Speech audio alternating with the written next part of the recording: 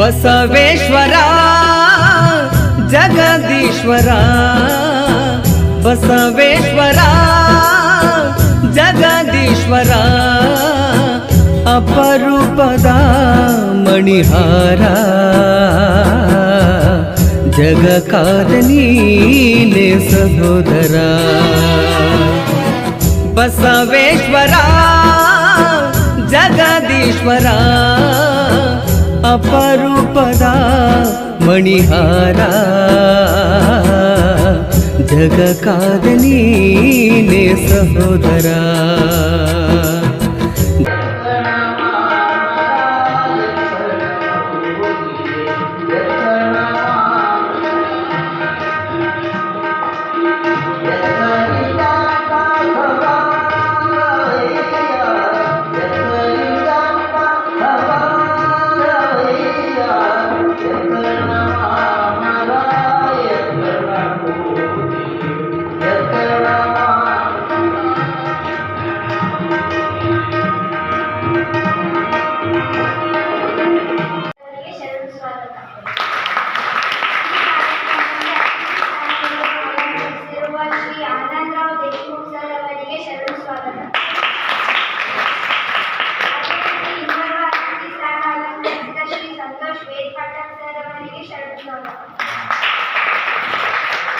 ಅದೇ ರೀತಿ ಮತ್ತೊಬ್ಬ ಅತಿಥಿಗಳಾಗಿ ಆಗಮಿಸಿದ ಶ್ರೀ ಸಂತೋಷ್ ವಾಲಿ ಸರ್ ಅವರಿಗೆ ಶರಣು.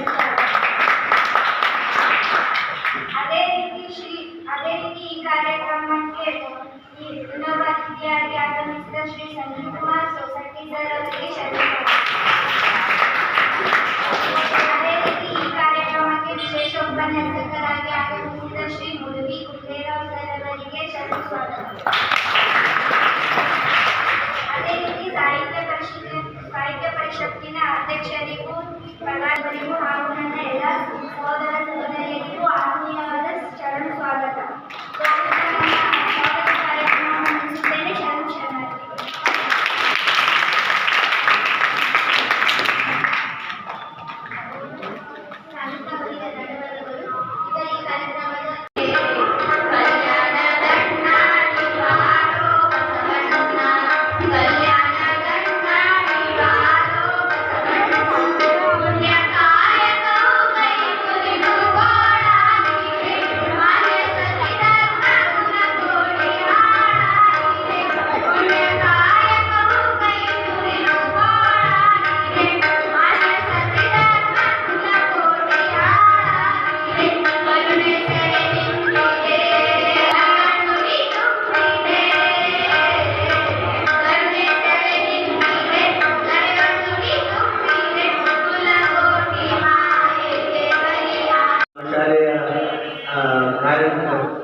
ಕೋಶಾಧಿಕಾರಿಗಳಂತಹ ಸ್ವಾಮಿ ಸರ್ ಬಂದು ಅವರಿಗೆ ಸನ್ಮಾನ ಮಾಡಬೇಕಂತ ಅವರಿಗೆ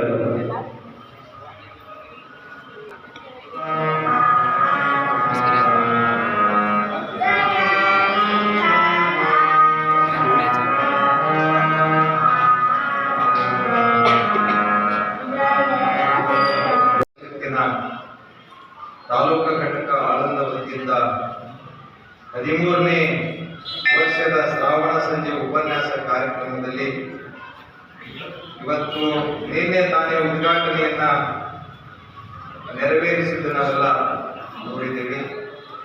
ಇವತ್ತು 2ನೇ ದಿವಸ ಕಾರ್ಯಕ್ರಮದಲ್ಲಿ ಪಾಲ್ಗೊಂಡಿರುವಂತಹ ಮುಖ್ಯ ಅತಿಥಿಗಳಾಗಿರುವಂತಹ ಆನಂದರಾವ್ ದೇಶಮುಖ್ ಅವರೇ, ಸಂತೋಷ್ ವೇದ ಪಾಠಕ್ ಅವರೇ, ಸಿದ್ದರಾಜ್ ಬಿಳೆ ಅವರೇ, ಶಂಕರರಾವ್ ಮುಖ್ಯ ಅವರೇ, ಸಂತೋಷ್ ವಾಲಿ ಅವರೇ, ಸಂಜೀವ್ ಕುಮಾರ್ ಸೊಸೈಟಿ ಅವರೇ, ಇದಕ್ಕೆಲ್ಲ ಕಾರಣೀಭೂತರಾದಂಥ ನಮ್ಮ ಸ್ನೇಹಿತ ಆತ್ಮೀಯ ಮಿತ್ರರಾದಂಥ ಪರಿಷತ್ತಿನ ಅಧ್ಯಕ್ಷರಾದಂಥ ಕನ್ನಡ ಸಾಹಿತ್ಯ ಪರಿಷತ್ತಿನ ಅಧ್ಯಕ್ಷರಾದಂಥ ಸಂಜಯ್ ಪಾಟೀಲ್ರೇ, ನಮ್ಮ ಕನ್ನಡ ಸಾಹಿತ್ಯ ಪರಿಷತ್ತಿನ ನಿಕಟಪೂರ್ವ ಅಧ್ಯಕ್ಷರಾದಂಥ ಪಾಟೀಲ್ SP ಪಾಟೀಲ್ ಅವರು, ಕೀರ್ತಿ ಅವರಿದ್ದಾರೆ. ಆಮೇಲೆ ಅನೇಕ ನಮ್ಮ ಆತ್ಮೀಯರೆಲ್ಲ ಇದೆ. ದಯವಿಟ್ಟು ಯಾರಾದ್ರೂ ಹೆಸರು ಬಿಟ್ಟರೆ ಕ್ಷಮೆಯನ್ನ ಕೋರ್ತೀನಿ. ನಾನು ತಡವಾಗಿ ಬಂದಿದ್ದೀನಿ. ಮೊದಲೇ ನೀವು ಕ್ಷಮೆ ಕೋರಿ ನನ್ನ ಮಾತುಗಳನ್ನ ಪ್ರಾರಂಭ ಮಾಡಿ. ಯಾರು ಅನ್ಯತಾ ಭಾವಿಸಬೇಡಿ. ನಮ್ಮ BM ಪಾಟೀಲ್ ಇಲ್ಲಿದ್ದಾರೆ.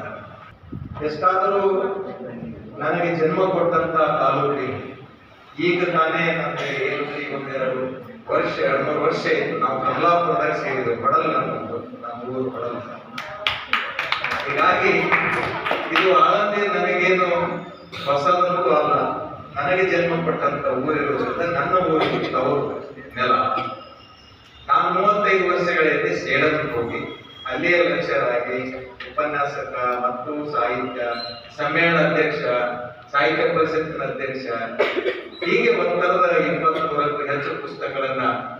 ಇದು ಯಾಕೆ ಹೇಳ್ಬೇಕಂತಂದ್ರೆ, ನೀವು ಈ ನೆಲದವರು, ನೀವು ನಮ್ಮವರಂತ ನಿಮ್ಮ ಮುಂದೆ ಇವೆರಡು ವಿಷಯಗಳನ್ನ ಮತ್ತು ಸಂಬಂಧಗಳನ್ನ ಗಟ್ಟಿಯಾಗಲಿ ಅಂತ ಅನ್ನುವ ದೃಷ್ಟಿಯಿಂದಾಗಿ 2 ಮಾತುಗಳನ್ನ ಹೇಳಿದ್ರು. ಈಗಿರುವುದು ಸೇಡಂನಲ್ಲಿ, ಕೋಲ್ಡಾದಲ್ಲಿ ನಾನು ಮುಖ್ಯ ಗುರುಗಳಾಗಿ ಸರ್ಕಾರಿ ಶಾಲೆಯ ಪ್ರಾಥಮಿಕ ಶಾಲೆಯ ಮುಖ್ಯ ಗುರುಗಳಾಗಿ ಕರ್ತವ್ಯವನ್ನು ನಿಭಾಯಿಸ್ತಾ ಇದ್ದಾರೆ. ಕೆಲಸದ ಒತ್ತಡ ಇವತ್ತು 3 ಕಾರ್ಯಕ್ರಮಗಳ ಅಟೆಂಡ್ ಆಗಿ ನನ್ನ ಊರಿಗೆ ಬಂದಿದ್ದೀನಿ. ನಾನು ಶರಣ ಏಕಾಂತರಾಮಯ್ಯ ದೇವಾಲಯದ ಪರಿಸರದಲ್ಲಿ ನಾವೆಲ್ಲ ಸೇರಿದ್ವಿ. ಇದು ಮೊದಲನೇ ಉಪನ್ಯಾಸ ಆಗಿರುವುದರಿಂದ ನಿಮ್ಮ ಸಮಯವನ್ನ ವಿದ್ಯಾರ್ಥಿಗಳು ಕೊಡ್ತೀವಿ. ನಿಮಗೆ ಕೇಳೋದು, ನೀವು ಶಾಂತವಾಗಿ ಕುಳಿತುಕೊಂಡ್ರೆ ಇಲ್ಲಿದ್ದಂತ ಎಲ್ಲ ಹಿರಿಯರಿಗೆ ಅರ್ಥ. ನೀವು ಗದ್ದಲ ಮಾಡಿದ್ರೆ ಯಾರಿಗೂ ತಿಳಿಯಲ್ಲ, ನೀವು ತಿಳ್ಕೊಂಬಲ್ಲ. ಹಿರಿಯರಿಗೂ ನಮ್ಮ ತೊದಲು ನುಡಿಗಳು ಅವರಿಗೆ ಹೇಳ್ಬೇಕು, ನಿಮಗೂ ಹೇಳ್ಬೇಕು, ನಿಮ್ಮನ್ನು ಆವರಿಸ್ಬೇಕು. ನಾನು ಮುಂಜಾನೆ ಹಿಡಿದು ನಾನು ಶಾಲೆ ಒಳಗೆ ಪಾಠದಾಗೆ ಇದ್ದೀನಿ. ಇತ್ತೀಚೆಗೆ ಸಾಂಸ್ಕೃತಿಕ ನಾಯಕ ಅಂತ ಪರಿಚಯ ನಾವೆಲ್ಲ ಮಾಡ್ಕೋತೀವಿ. ನಮ್ಮನ್ನ ನಾವು ನಮ್ಮ ಮಹಾಪುರುಷನನ್ನ ಗೌರವಿಸುವಂತ ಕ್ಷಣ. ಹೀಗಾಗಿ ಸಾಂಸ್ಕೃತಿಕ ನಾಯಕ ಬಸವಣ್ಣನವರು ಹೇಗೆ ಕನ್ನಡ ನಾಡಿನಲ್ಲಿ ಜಗತ್ತಿನ ಇತಿಹಾಸದಲ್ಲಿ ಹಾಗೆ ಗುರುತಿಸಿಕೊಂಡಿದ್ದಾರೆ. ಈಗ ನಾವೆಲ್ಲ ಯಾಕೆ ಅವರಿಗೆ ಗೌರವವನ್ನು ಕೊಡ್ತಾ ಇದ್ದೀವಿ?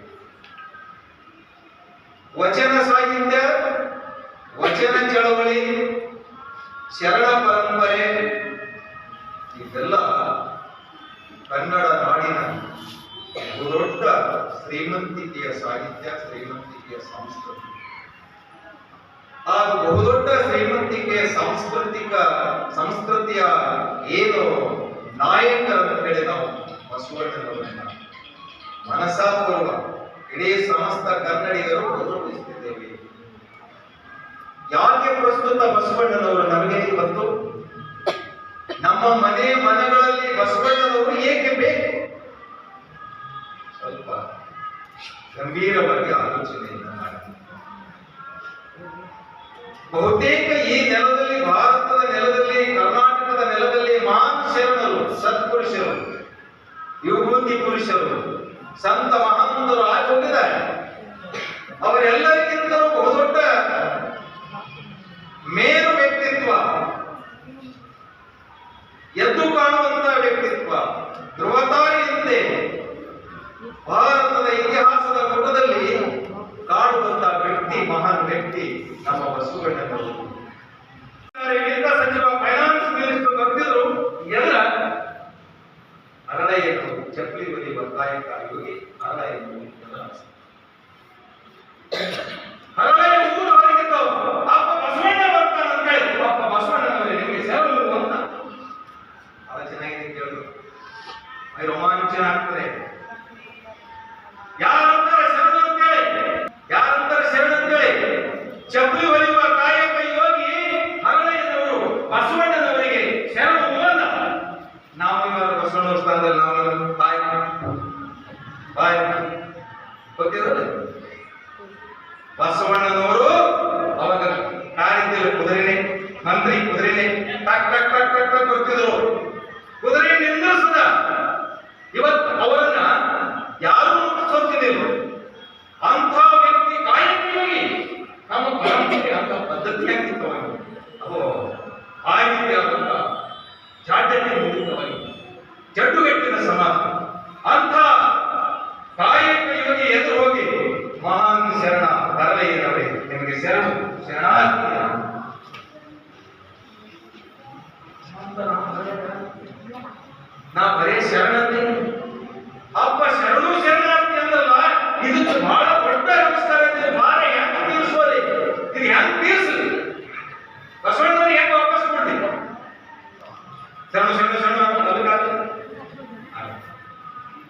ಬುತ್ತಿ ಒಳಗೆ ಮನ್ಯಾಗ ಕೊಡ್ತಾನ, ಮನ್ಯಾಗ ಬಂದು ಕೊಡ್ತಾನೆ. ಹೆಂಡತಿ ಭಾಳ ಟ್ಯಾಲೆಂಟ್, ಕಲ್ಯಾಣ ಹರಳೆಯ ಹೆಂಡತಿ ಕಲ್ಯಾಣ. ನೀವು ಟ್ಯಾಲೆಂಟ್ ಈಗಿದ್ದೀರಮ್ಮ, ನೀವು ಕಲ್ಯಾಣ ಮುಂದೆ ಹೇಳ್ತೀನಿ ಟ್ಯಾಲೆಂಟ್ ಹೆಂಗ ಹೊಚ್ಕೊತಾನೆ ಗೊತ್ತಿದೆ ಯಾರು ಅಲ್ಲಿ ಯಾರು ಏನ್ ಮಾಡ್ರಿ, ಯಾರಾದ್ರೂ ಏನ್ ಮಾಡ್ರು ಅಂದ್ರೆ ಏನು ಇಲ್ಲ.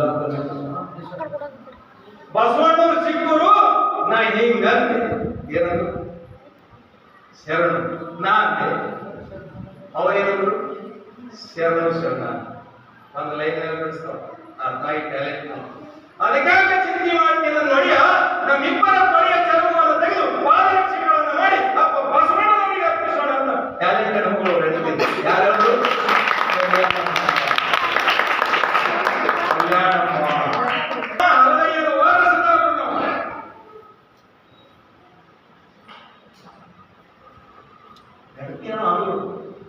ಒಡೆಯ ಚರ್ಮವನ್ನು ತೆಗೆದು ಪಾದರಕ್ಷೆಯನ್ನು ಪಾದರಕ್ಷಣೆ ಮಾಡೋದು ಇವ ಕೆಲಸ ಅದೇ, ಕಾಯಕ ಅದೇ. ಚಮ್ಮಗಳಲ್ಲಿ ಇವರು ತೊಡೆಯ ಚರ್ಮವನ್ನು ತೆಗಿತಾರ, ಎಷ್ಟೇ ಕಷ್ಟ ಅಂತ ಸಹಿತ ಆ ತೊಡೆಯ ಚರ್ಮವನ್ನು ಇಬ್ಬರು ತೊಡೆಯ ಚರ್ಮವನ್ನು ತೆಗೆದು ಬಸವಣ್ಣನವರು ಎಲ್ಲಿ ಹಿಡಿದು ಇಡ್ತಾರೆ, ಕೆಳಗೆ ಇಡ್ತಾರೆ, ಅದ್ರ ಮೇಲೆ ಮುಟ್ಟಿದ್ರೆ ಭಾವನಾತ್ಮ ಶರಣ ಶರಣಾರ್ಥಿ ಅಂತೇಳಿ ಇಬ್ರು ಗಂಡ ಹೆಂಡತಿ ಪಾದರಕ್ಷೆಗಳನ್ನು ಚಪ್ಪಲಿ, ಪಾದರಕ್ಷೆಗಳನ್ನು ಗೊತ್ತಿಲ್ಲ, ಚಪ್ಪಲಿ ಪಾದರಕ್ಷೆಗಳನ್ನು ಮಾಡಿಕೊಂಡು ತಲೆ ಮೇಲೆ ಇಟ್ಕೊಂಡು ಯಾರ ಮನೆಗೆ ಕೊಟ್ಟು ಫೈನಾನ್ಸ್ ಮಿನಿಸ್ಟರ್ ಮನೆಗೆ ಒಂದು ನೆನಪು, ವಿತ್ತ ಸಚಿವ 24/7 ಬಸವಣ್ಣವ್ರ ಮನೆ ಅಂದ್ರೆ ನಿಜವಾದಂತ ಚುನಾಯಿತ ಪ್ರತಿನಿಧಿ, ನಿಜವಾದಂತ ಮಂತ್ರಿ, ನಿಜವಾದಂತ ಒಬ್ಬ ವ್ಯಕ್ತಿ, ಮಹಾನ್ ವ್ಯಕ್ತಿ ಯಾರಾದ್ರೂ ಇದ್ರೆ ಅದು ನಮ್ಮ ಬಸವಣ್ಣ. ಭಕ್ತಿ ಇಬ್ರು ಗಂಡ ಇಟ್ಕೊಂಡ್ರ ಯಾರು ಕಲ್ಯಾಣಮ್ಮ ಕರಳೆ ಕರಿಮೇಲೆ ಇಟ್ಕೊಂಡ್ರ ಪಾದರಕ್ಷೆಗಳನ್ನ ಇಟ್ಕೊಂಡ್ರ. ಎದರಿಂದ ಮಾಡ್ಯಾರು? ನಮ್ಮ ಕೊಡೆಯ ಚರ್ಮದಿಂದ ಮಾಡಿದಾರ. ತಗೊಂಡು ಅಪ್ಪ ಬಸವಣ್ಣ ಮೆಟ್ಟಬೇಕು. ನಾವು ತೋಣ ತಂದ್ರು ಬಸವಣ್ಣವ್ರಿಗೆ ಬಹಳ ಟ್ಯಾಲೆಂಟ್, ಅವರು ಬಹಳ ಒಂದು ಹೆಜ್ಜೆ ಕೊಡ್ಬೋದು. ನೀವು ಒಂದು ತಾಸು ತಡ ಮಾಡಿ, 1 ಗಂಟೆ ತಡ ಮಾಡಿ ಬಂದಿದ್ದೆ, ಆದರೆ ನಾನು ನಿಮ್ಮ ಮನೆಗೆ ಅಂಗಡಿ ಕುಡಿದು ಬರ್ತಿದ್ದೀನಿ ಅಂತ ಹೇಳಿದ್ರು. ಯಾರು ಹಂಗಾದ್ರೆ ಇವೇನು ಅಪ್ಪ ಅಪ್ಪ ನೀವು ಅವತ್ತ ನಮಗೇನು ಶರಣು ಇನ್ನೇನು ಬರಲೇನವರೇ ನೀವು ಅಂದಿರಲ್ಲ. ದೊಡ್ಡ ನಮಸ್ಕಾರ ಆಯ್ತು. ಅದಕ್ಕೆ ನಾವು ಇಬ್ರು ಗಂಡ ಹೇಳ್ತೀವಿ ಕೂಡಿ ಏನ್ ಮಾಡೋದು, ಕೊಡೆ ಚರ್ಮಕ್ಕಲ್ಲಿ ನೀವು ಪಾದರಕ್ಷೆಗಳನ್ನು ಮಾಡ್ಕೊಡಾಗತ್ತೀನಿ. ನೀವು ಮೆಟ್ಟಂದ್ರೆ ನೀವು ಶರಣಾರ್ಥಿ ಅಂದ್ರೆ ನಮಗೆ ಒಳ್ಳೇದಾಗ್ತದೆ. ನಾವು ನೀವಾದ್ರೆ ಏನ್ ಚಂದ ಪಾಠ ಮಾಡಿದ್ವ, ಪ್ರಣಯ ಪಾಠ ಅಂತ ಗೊತ್ತಿತ್ತು, ಏನ್ ಚಂದ ಪಾಠ ಚಪ್ಪಲಿ ಪಾಠ ಮಾಡಿದ್ವ, ಮದುವೆ ಸಾಕೊಂಡು ಅವ ಮೈಯೆಲ್ಲ ಉರಿಯೋದು ಅವ್ನ ಬೇರೆ ಕತೆ ಬೇರೆ. ಅವು ಬಸವಣ್ಣನವರು ನೋಡ್ತಾರ, ಮಾ ಅಪರಾಧ ಆಯ್ತು, ನನ್ನಿಂದ ಮಾ ಅಪರಾಧ ಆಯ್ತು, ಶರಣು ಶರಣಾರ್ಥಿ ಅಲ್ಲ, ನೀನೇನಿರ್ಬೇಕು ಶರಣರಿಗೆ? ನೀವು ಬಹಳ ತಪ್ಪು ಮಾಡಿದ್ರಿ, ನನ್ನ ಮೇಲೆ ಭಾರ ಹಾಕಿದ್ರಿ. ಇವು ನನಗೆ ಸಲ್ಲುವಂತದ್ದಲ್ಲ, ಇವು ನನಗೆ ಸಲ್ಲುವಂತದ್ದಲ್ಲ, ಕೂಡಲ ಸಂಗಮ ದೇವರಿಗೆ ಸಲ್ಲುವಂತದ್ದು, ಕಪ್ಪಿಗೆ ಸಮಗಾರದು. ಅಂದ್ರೆ ಭೂಮಿ ಒಂದು ಕಡೆ ಇದೆ, ಚಕ್ರ ಒಂದು ಕಡೆ.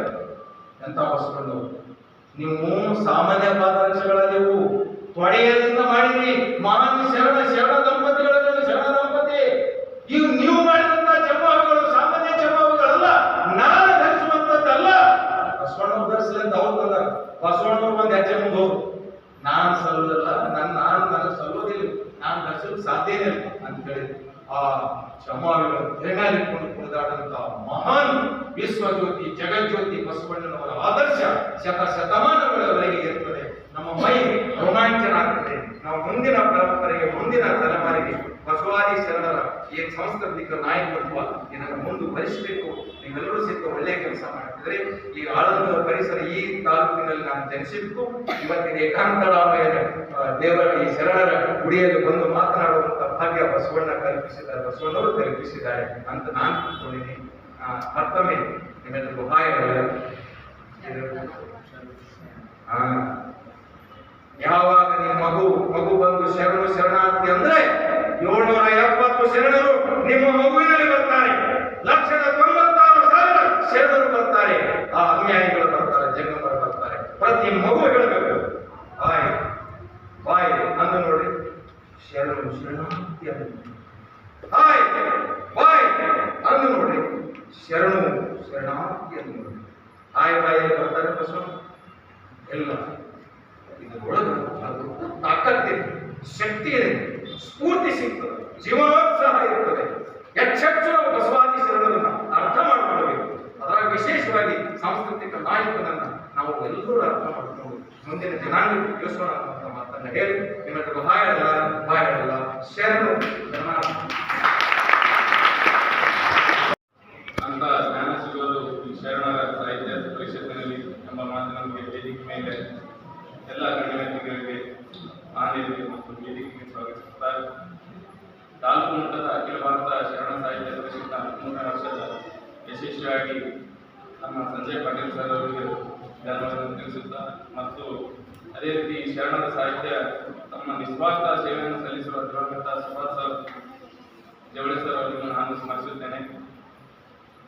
ನಾಡು ನುಡಿ ಸಂಸ್ಕೃತಿ ಹಾಗೂ ಪರಂಪರೆ ಹೊಂದಿದ ದೇಶ ನಾಡು ನಮ್ಮದು. ಈಗಿನ ತಾಂತ್ರಿಕತೆ ಯುಗದಲ್ಲಿ ನಮ್ಮ ಸಂಸ್ಕೃತಿಯನ್ನು ಎತ್ತಿ ಹಿಡಿಯುವ ಇಂಥ ನೂರಾರು ಕಾರ್ಯಕ್ರಮವನ್ನು ನಾಲ್ಕು ತಾಲೂಕಿನಲ್ಲಿ ಯಶಸ್ವಿಯಾಗಿ ನಡೆಸುವಲ್ಲಿ ನಾವೆಲ್ಲರೂ ಅದರೊಟ್ಟಿಗೆ ಕೈ ಜೋಡಿಸುವ ಎಂಬ ಮಾತನ್ನು ಈ ಸಂದರ್ಭದಲ್ಲಿ ಹೇಳಲು ಬಯಸುತ್ತೇನೆ.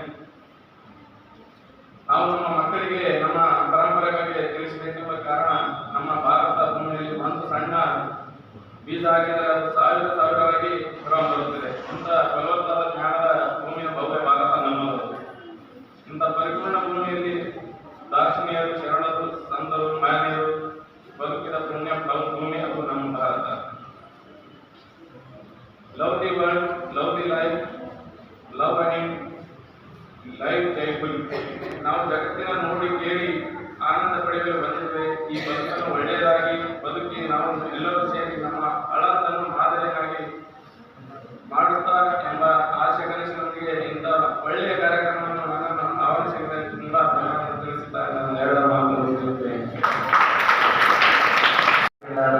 ಅಧ್ಯಕ್ಷರು, ಮುಖ್ಯ ಅತಿಥಿಗಳು ಹಾಗೂ ಉಪನ್ಯಾಸಕರು ನಡೆದಂಥ ಎಲ್ಲ ಶರಣರಿಗೆ ಕಾರ್ಯಕ್ರಮವನ್ನು ಉದ್ದೇಶಿಸಿ ಶರಣ ಸಮರ್ಪಿಸುತ್ತಾ ಇಲ್ಲಿಗೆ ಕಾರ್ಯಕ್ರಮವನ್ನು ಮುಕ್ತಾಯಗೊಳಿಸಿದರು.